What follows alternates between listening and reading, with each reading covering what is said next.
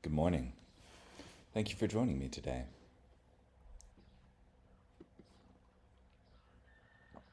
This morning we'll be in 2 Samuel chapter 4 verse 1 through chapter 6 verse 23.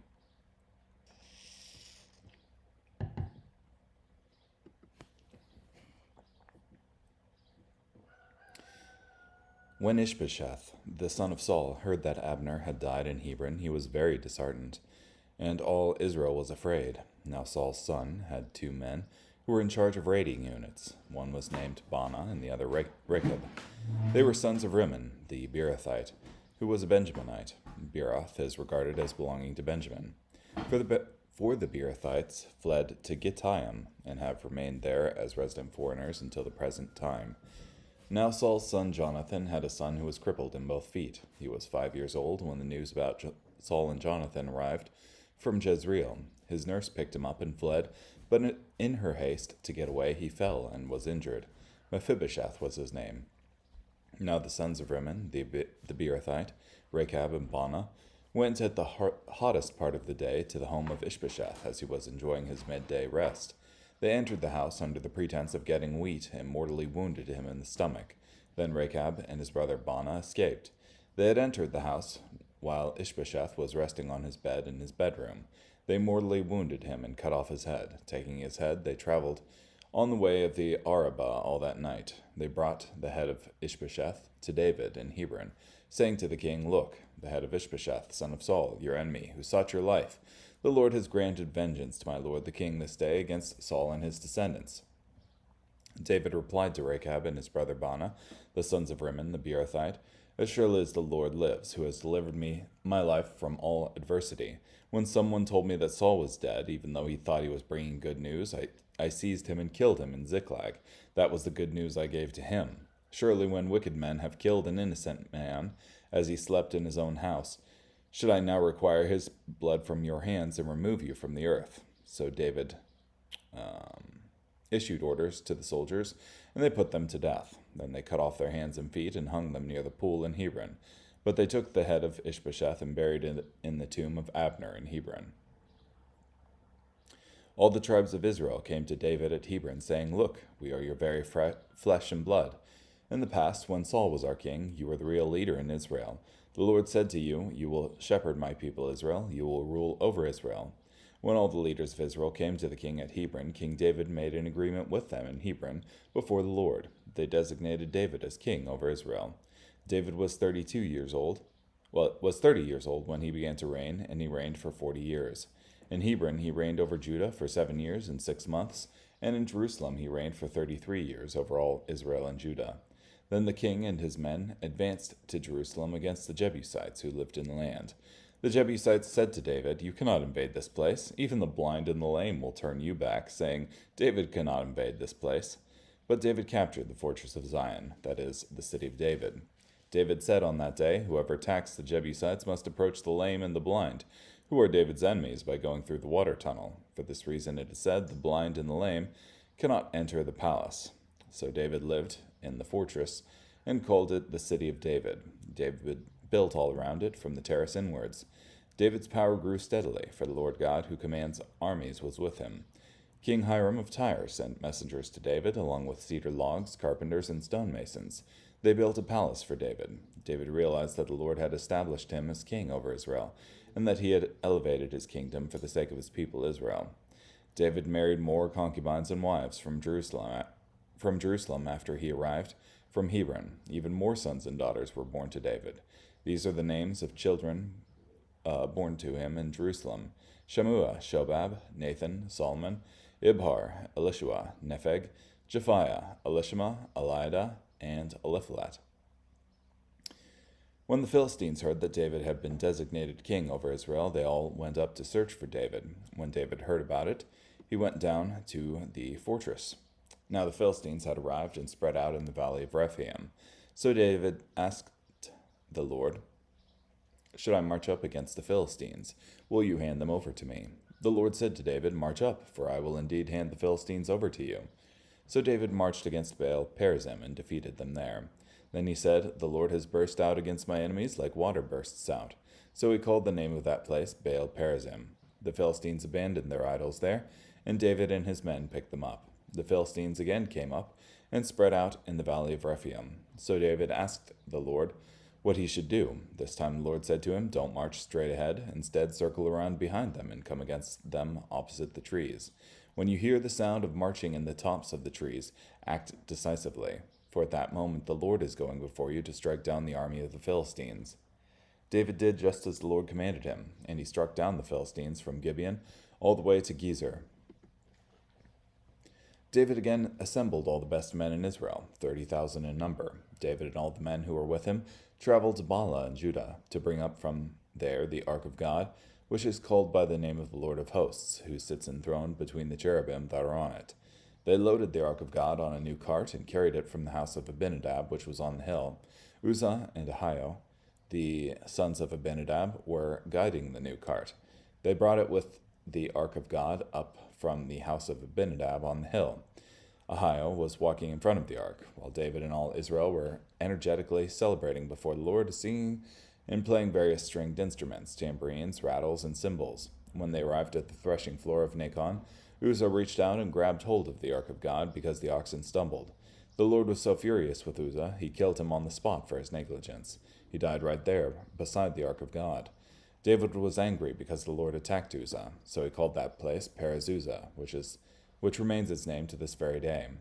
David was afraid of the Lord that day and said, "How will the ark of the Lord ever come to me?" So David was no longer willing to bring the ark of the Lord to be with him in the city of David. David left it in the house of Obed-Edom the Gittite. The ark of the Lord remained in the house of Obed-Edom the Gittite for 3 months. The Lord blessed Obed-Edom and all his family. David was told, "The Lord has blessed the family of Obed-Edom and everything he owns because of the ark of God." So David went and joyfully brought the ark of God from the house of Obed-Edom to the city of David. Those who carried the ark of the Lord took 6 steps, and then David sacrificed an ox and a fatling calf. Sorry. Now David, wearing a linen ephod, was dancing with all his strength before the Lord. David and all Israel were bringing up the ark of the Lord, shouting and blowing trumpets. As the ark of the Lord entered the city of David, Saul's daughter Michal looked out the window. When she saw King David leaping and dancing before the Lord, she despised him. They brought the ark of the Lord and put it in its place in the middle of the tent that David had pitched for it. Then David offered burnt sacrifices and peace offerings before the Lord. When David finished offering the burnt sacrifices and peace offerings, he pronounced a blessing over the people in the name of the Lord of hosts. He then handed out to each member of the entire assembly of Israel, both men and women, a portion of bread, a date cake, and a raisin cake. Then all the people went home. When David went home to pronounce a blessing on his own house, Michal, Saul's daughter, came out to meet him. She said, "How the king of Israel has distinguished himself this day. He has exposed himself today before his servants' slave girls, the way a vulgar fool might do." David replied to Michal, "It was before the Lord. I was celebrating before the Lord, who chose me over your father and his entire family and appointed me as a leader over the Lord's people, Israel. I am willing to shame and humiliate myself even more than this. But with the slave girls whom you mentioned, let me be distinguished." Now Michal, Saul's daughter, had no children to the day of her death.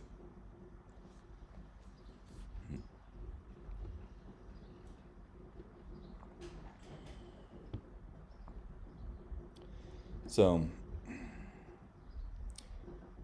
we started with Ishbosheth, the son of Saul, who was put on the throne of his father Saul by Saul's general Abner. And he ruled over the rest of the 11 tribes, minus Judah.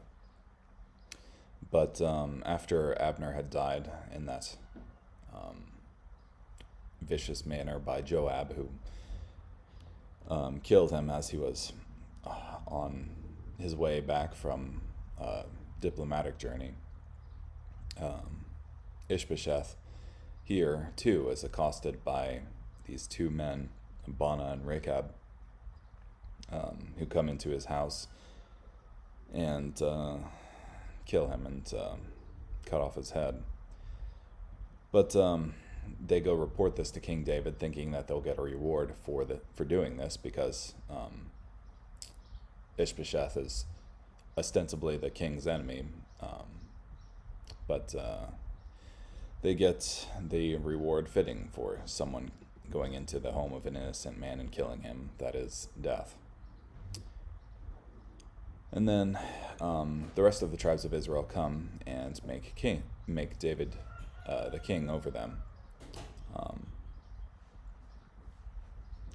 And David marries more women.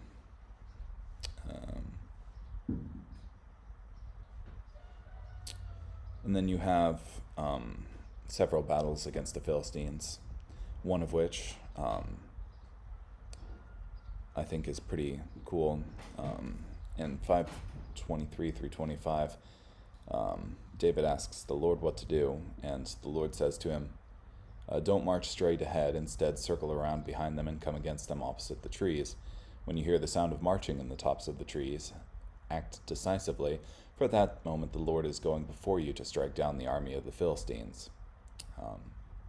So you have the Lord's angelic army marching against the Philistines.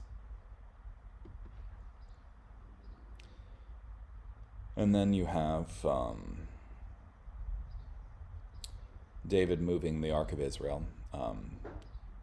He also seized the city of the Jebusites, which was on the top of a hill and highly fortified. Thus, they said to David, the lame and the blind could even repel David because of how well defended it was. And so David captures it and scorns these lame and blind. And then you have David going up to get the Ark of Israel. But let me see here. So they make several mistakes in transporting this Ark of Israel. They were supposed to carry it on the shoulders of the Levites, and I think it was a certain group of the Levites, and not on a cart like they had it before. It had carrying poles attached to it, so it was explicitly against God's command.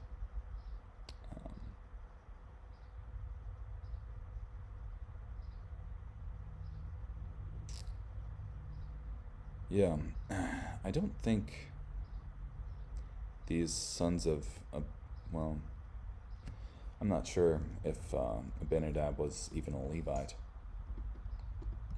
Might have been. The house of Abinadab.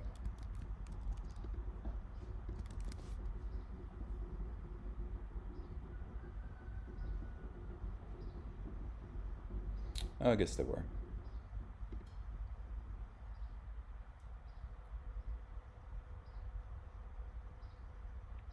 Oh, no.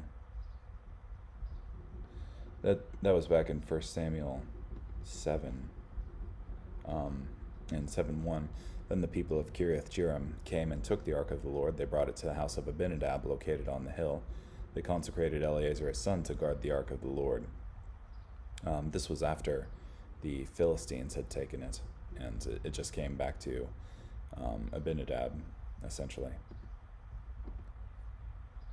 So these people who had been guarding it for all this time came up with it, essentially.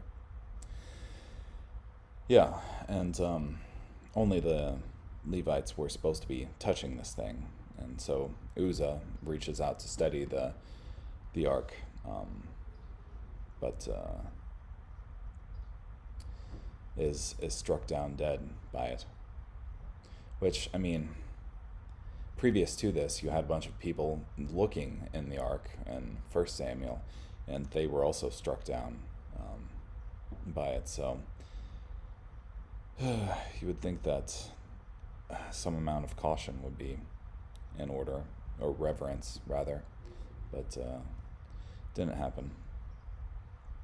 So David ends up being scared of it and leaves it at the house of Obed-Edom. But God blesses Obed-Edom, so he brings it up to Jerusalem again, this time in the right way, and this time dancing before it. So, carrying on, John chapter 13, verse 31 through chapter 14, verse 14.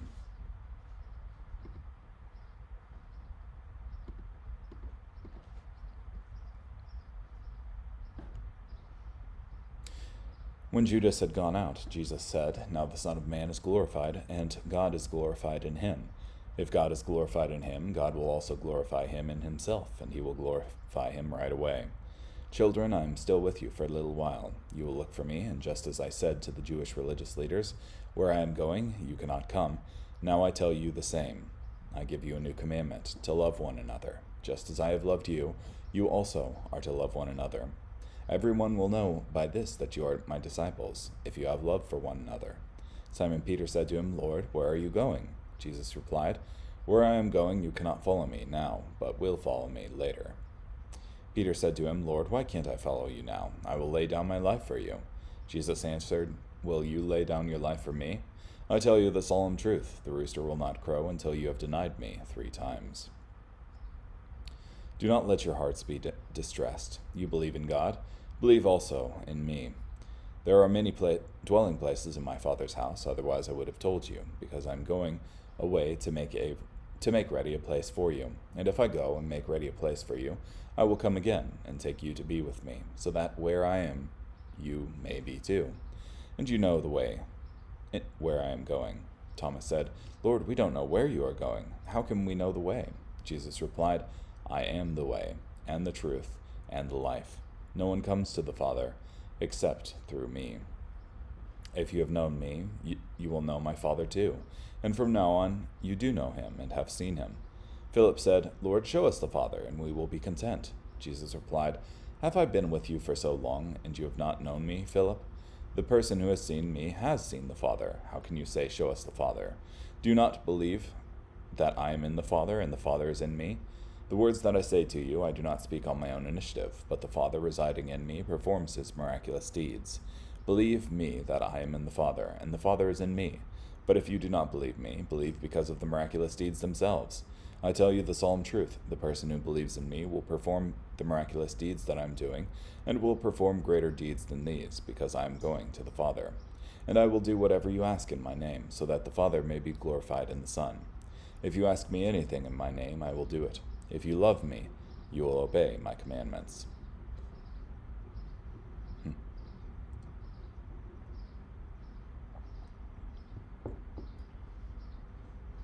Yeah.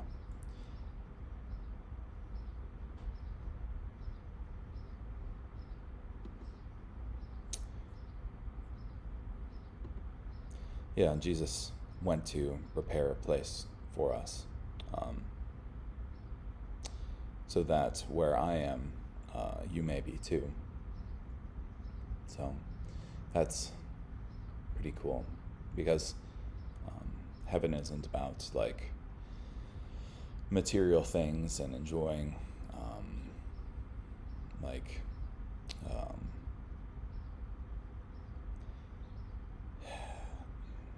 like earthly pleasures.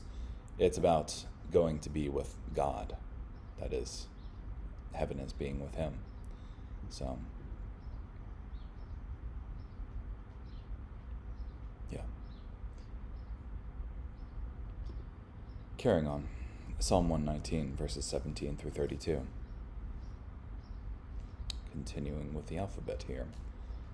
Gimel, be kind to your servant, then I will live and keep your instructions.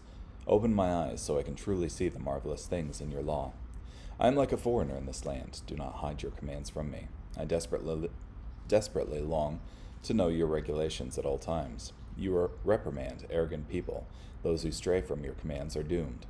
Spare me shame and humiliation, for I observe your rules. Though rulers plot and slander me, your servant meditates on your statutes. Yes, I find delight in your rules. They give me guidance. Dalet, I collapse in the dirt. Revive me with your word. I told you about my ways, and you answered me. Teach me your statutes. Help me to understand what your precepts mean. Then I can meditate on your marvelous teachings. I collapse from grief. Sustain me by your word. Remove me from the path of deceit. Graciously give me your law. I choose the path of faithfulness. I am committed to your regulations. I hold fast to your rules, O Lord. Do not let me be ashamed. I run along the path of your commands, for you enable me to do so. And finally, Proverbs 15:31 and 32. The person who hears the reproof that leads to life is at home among the wise. The one who refuses correction despises himself, but whoever hears reproof acquires understanding. Yeah, good to have listening ears, especially in the hard things. So, thanks for joining me so much today. Hope you have a great day. Bye.